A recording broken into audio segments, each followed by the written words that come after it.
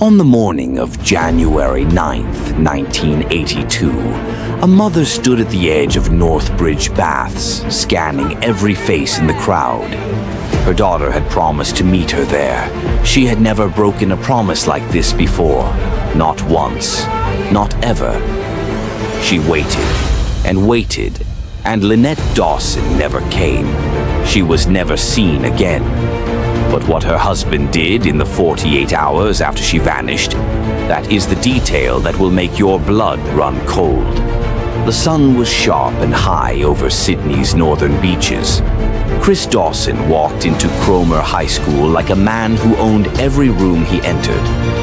Broad-shouldered, handsome, a former professional rugby league player for the Newtown Jets. He carried himself with the easy confidence of someone who had never been told no. He had a wife, Lynette, 2 daughters, and a home that looked, from the outside, like the picture of suburban Australian happiness. But Chris Dawson had noticed a student. Her name was known in court only as JC. She was 16 years old. She was in his physical education class. What happened next was not a love story. It was a calculated, methodical grooming executed by a grown man in a position of total authority over a teenage girl. He monitored where she went. He told her what to wear. He decided who she could be friends with. And slowly, without her fully understanding what was happening to her, JC's world became only Chris Dawson. Lynette and Chris had known each other since they were 16. They met at a high school function in 1965, married in 1970, and built a life together on Sydney's northern beaches.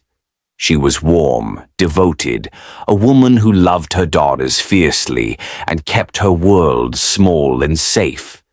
Friends described her as gentle, not weak, but genuinely kind in a way that made her easy to take advantage of.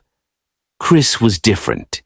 Underneath the charm, those closest to the family would later describe a coldness, a man who treated people as instruments, arranged to serve his needs.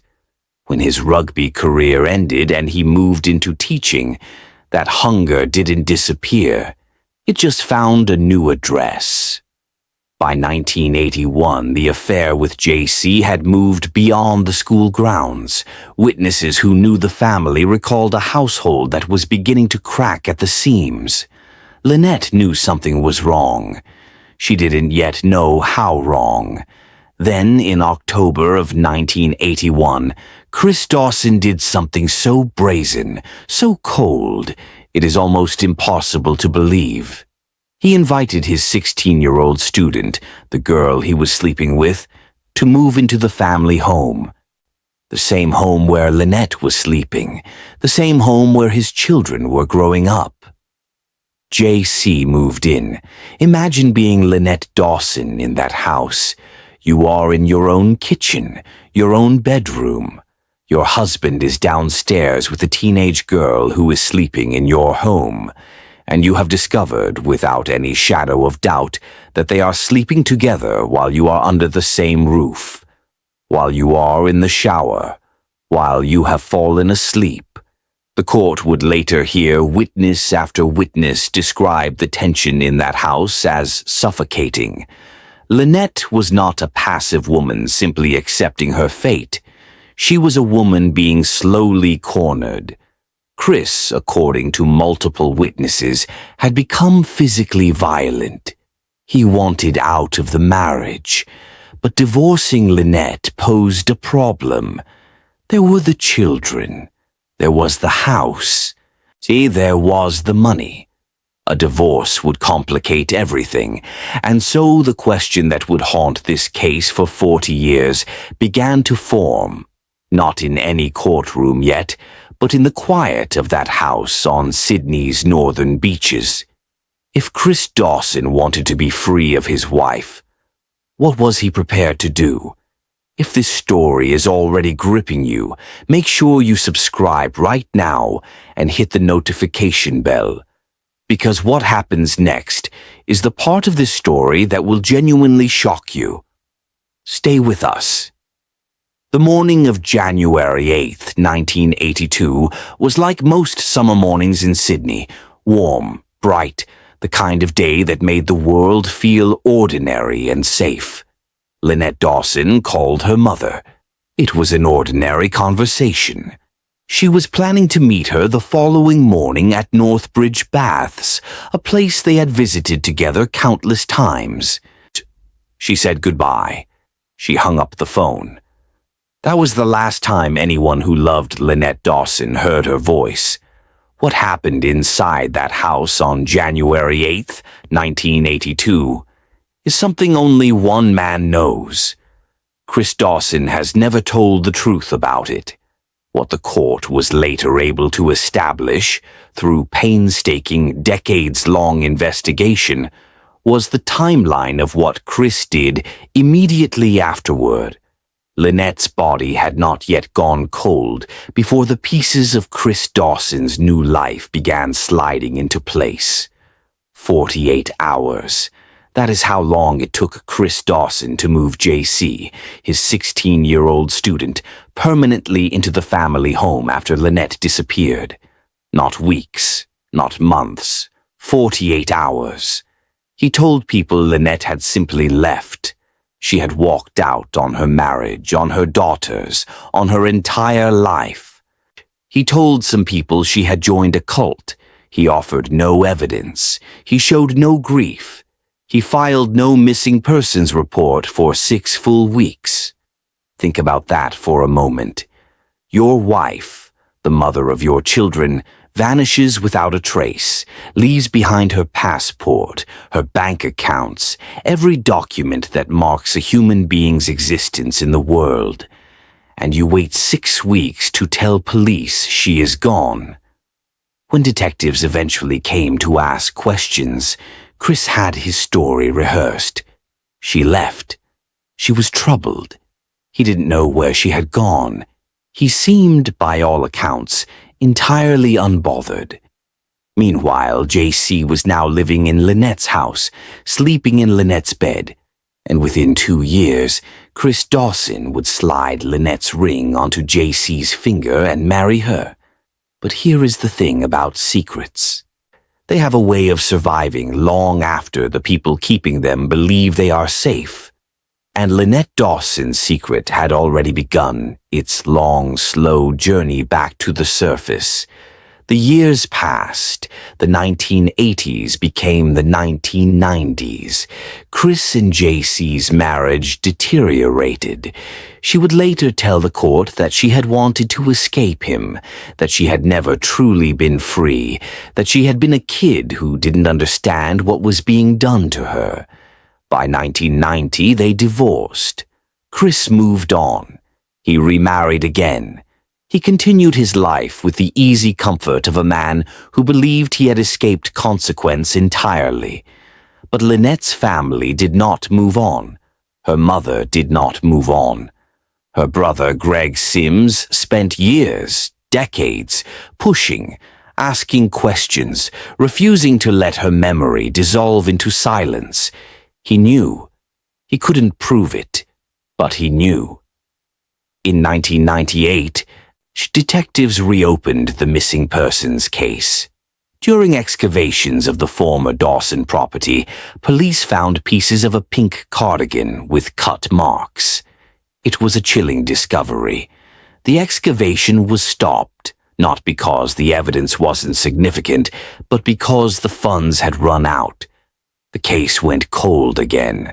2 coronial inquests followed in 2001 and 2003. Both reached the same extraordinary conclusion. Charges should be filed against a known person. Both times prosecutors declined. Lack of evidence, they said, not enough to prosecute. Lynette had been failed. Again. But 2018 was coming, and in 2018 everything changed. His name was Hedley Thomas. He was an investigative journalist at The Australian, and he had spent months quietly, methodically, building something that would change the trajectory of this case forever. In 2018, he launched a podcast. He called it The Teacher's Pet.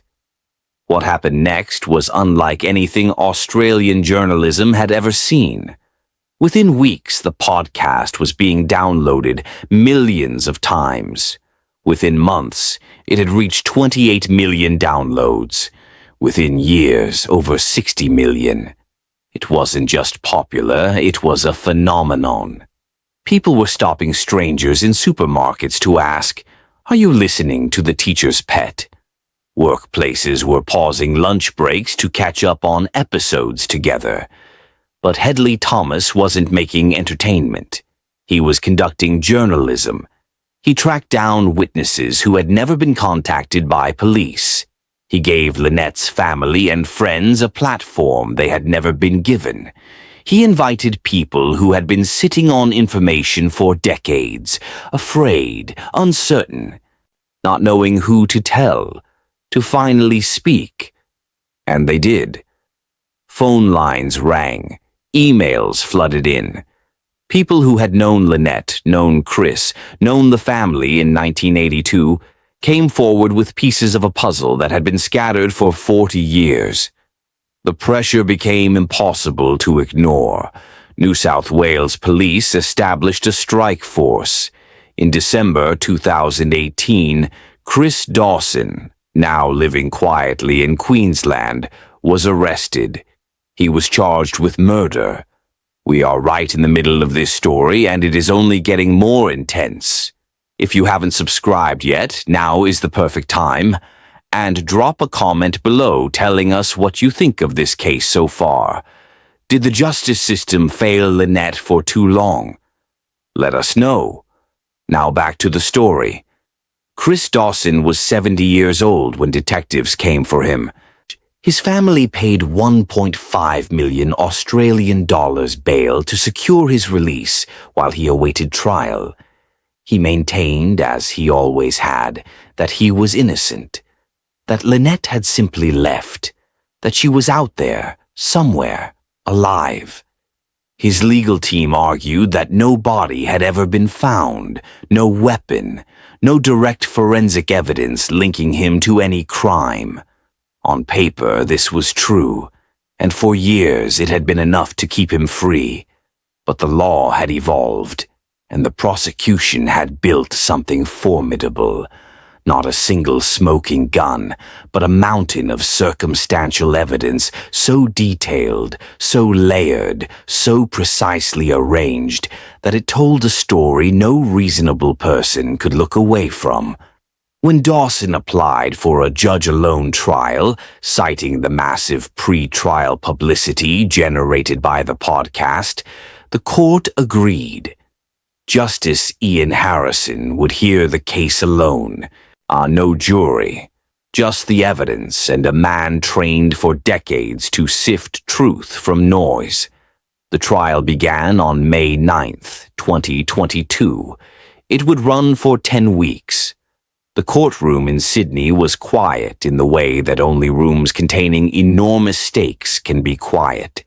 On one side of the evidence, the life and disappearance of Lynette Dawson. On the other, Chris Dawson, silver-haired and composed, the picture of an elderly man who had simply lived his life. The prosecution began to build its case brick by careful brick. They presented evidence that Lynette had not used her passport. Not once since January 8th, 1982. Had not accessed her tax records, had not touched her bank accounts, had not registered with any health service, any government agency, any public institution in Australia since the day she vanished. See, for a woman supposedly alive somewhere, supposedly out in the world living a new life, she had left absolutely no trace of that existence in over 40 years. They presented witnesses, dozens of them. Friends of Lynette's who described a woman in fear. Neighbors who had seen and heard things they had carried with them for decades. people who described Chris's behavior in the weeks and months before Lynette disappeared as that of a man who had already decided what was going to happen. And then there was JC herself. She took the stand. She was no longer 16. She was a woman in her late 50s, carrying the weight of everything that had been done to her. She told the court that she had not wanted to be in a relationship with Chris Dawson, that she had wanted to escape, that she had been a child who did not fully comprehend the trap she was inside until it had already closed around her. She described living in the Dawson home while Lynette was still there. She described the acts that took place, the secrecy, the control, the way Chris had engineered her entire reality until she existed inside a world he had built specifically to contain her. The courtroom listened, and Lynette's brother, Greg Sims, seated in the gallery, listened too. Then Chris Dawson took the stand himself. He was measured, controlled. He denied everything. He maintained that Lynette had left willingly, had called him after her disappearance, had been in contact. He said she had seemed distressed in the days before she vanished, but that this was nothing unusual, that their marriage had been troubled for years. He had an explanation for everything. But Justice Harrison was listening differently to the way Chris Dawson had counted on people listening.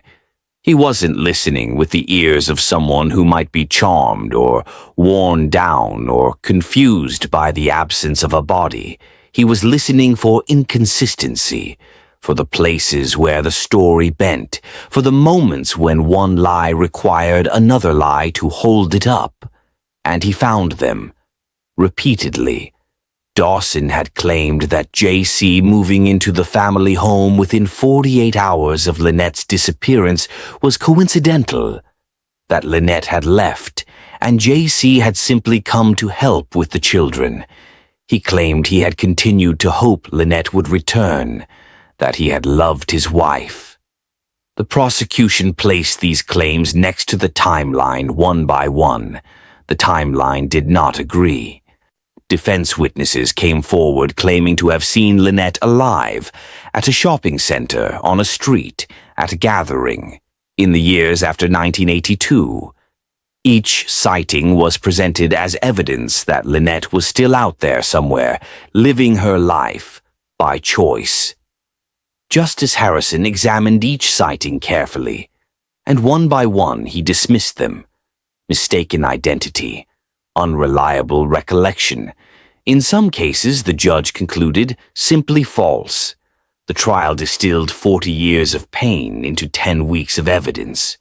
But what made it extraordinary, what elevated it beyond a standard criminal proceeding, was the texture of what it revealed about how long a woman can be failed. 2 coronial inquests had said charge him.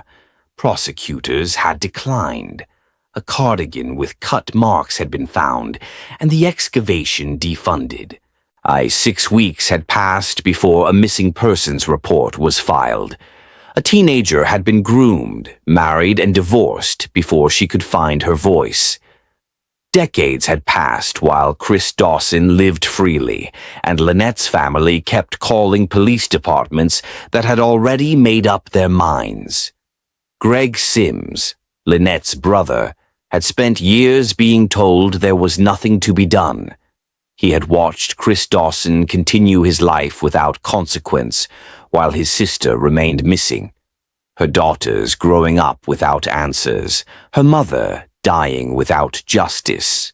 All of that weight was in that courtroom in May 2022, and Justice Harrison felt every ounce of it. On August 30th, 2022, Justice Ian Harrison delivered his verdict. The courtroom was silent. He began methodically, reviewing the evidence, the credibility of witnesses, all the inconsistencies in Dawson's account, the weight of circumstance. He was precise, careful. He was not a man prone to theatrical declarations. He stated clearly that there was no direct evidence, no body, no murder weapon, no forensic material linking Dawson to a killing. And then he said that he was, nonetheless, satisfied beyond reasonable doubt. He was satisfied that Lynette Dawson died on or about January 8th, 1982. He was satisfied that her death was the result of a conscious and voluntary act committed by her husband. He was satisfied that Chris Dawson had killed her in their home on Sydney's northern beaches, so that he could be with a teenager he had groomed, controlled, and obsessed over for 2 years. Guilty. The word landed in that room like something physical. In the gallery, Lynette's family wept. Greg Sims, who had fought for his sister for 4 decades, pressed his hands over his face. Outside the courthouse, he stood before the cameras and said the words he had been waiting 40 years to say, that Chris Dawson had been held accountable, that his sister had been seen, that justice, however long it had taken, had finally arrived. But then he added something else, something quieter and more devastating. "The journey is not complete," he said. "She is still missing. We still need to bring her home." On December 2nd, 2022, Chris Dawson was sentenced to 24 years in prison with a non-parole period of 18 years. He was 74 years old. His defense team had argued for leniency on the basis of age and health. The prosecution argued that the gravity of the crime, the premeditation, the cold calculation, the decades of deception, the impact on Lynette's daughters and family demanded a sentence that reflected its seriousness. Justice Harrison agreed with the prosecution. 24 years, with a minimum of 18 before any possibility of parole. In the media scrum outside the courthouse, there were tears, embraces, decades of grief given physical shape. Lynette's friends and family had aged together through the waiting. Some had not lived to see this day. Her mother had died without knowing what happened to her daughter. But the people who remained, who had refused to stop pushing, stood in that Sydney sunlight and allowed themselves for the first time to breathe.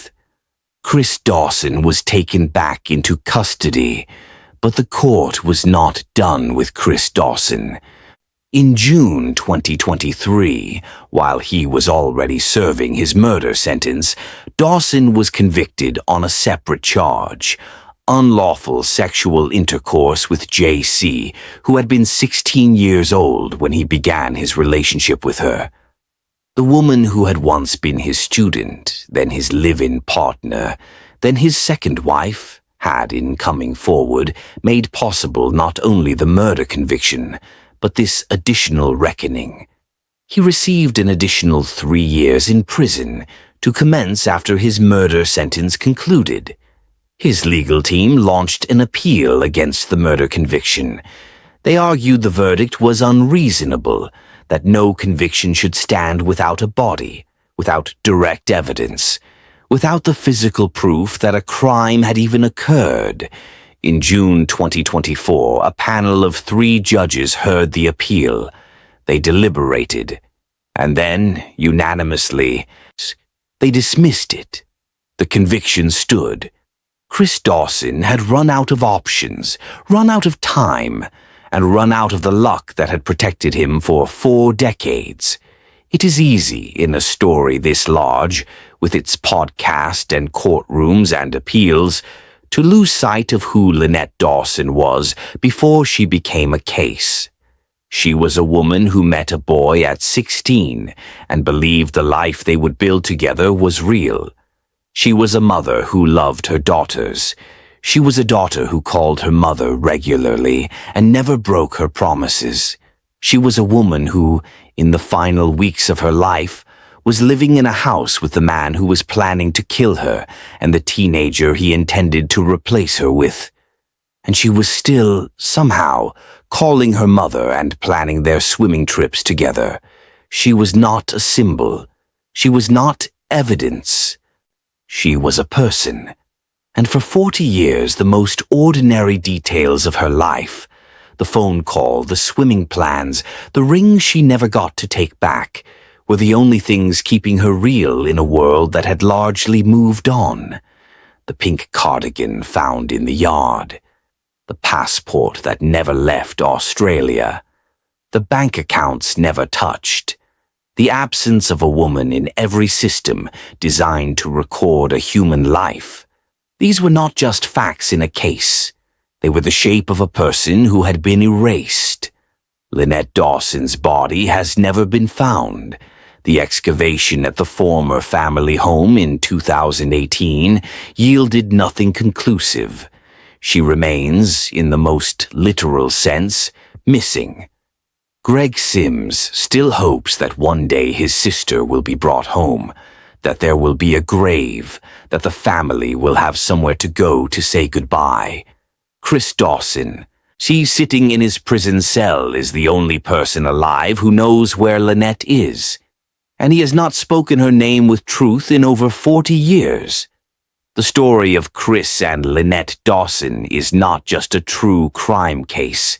It is a study in how systems fail women, how charm and confidence can insulate a dangerous man from consequence for decades, how the absence of a body was allowed to become the absence of justice, how a teenage girl was groomed into silence and a dead woman was dismissed as someone who simply walked away. It took a podcast to do what 2 coronial inquests, multiple police investigations, and 4 decades of a family's advocacy could not fully achieve on its own. To make the public see Lynette Dawson clearly enough, completely enough, that looking away became impossible. She Hedley Thomas gave Lynette a voice when the institutions around her had grown tired of listening. Greg Sims never gave up. JC, despite everything, found the courage to speak, and Justice Ian Harrison sat with all of it, all 40 years of it, and delivered the words the family had been waiting a lifetime to hear. Guilty. But as Greg Sims stood outside that courthouse and said quietly, "The journey is not complete. Lynette is still out there. And until she is found, until her family can bring her home and lay her to rest in the ground with her name above her, the story will not be finished. It will simply be waiting. If this story moved you, if you believe Lynette's story deserves to be heard and remembered, please like this video right now, subscribe to this channel, and share this with someone who needs to hear it. Say every share keeps Lynette's story alive and make sure cases like hers are never forgotten. Drop a comment below. What part of this case stunned you the most? We read every single one. Thank you for watching until the very end. We will see you in the next one.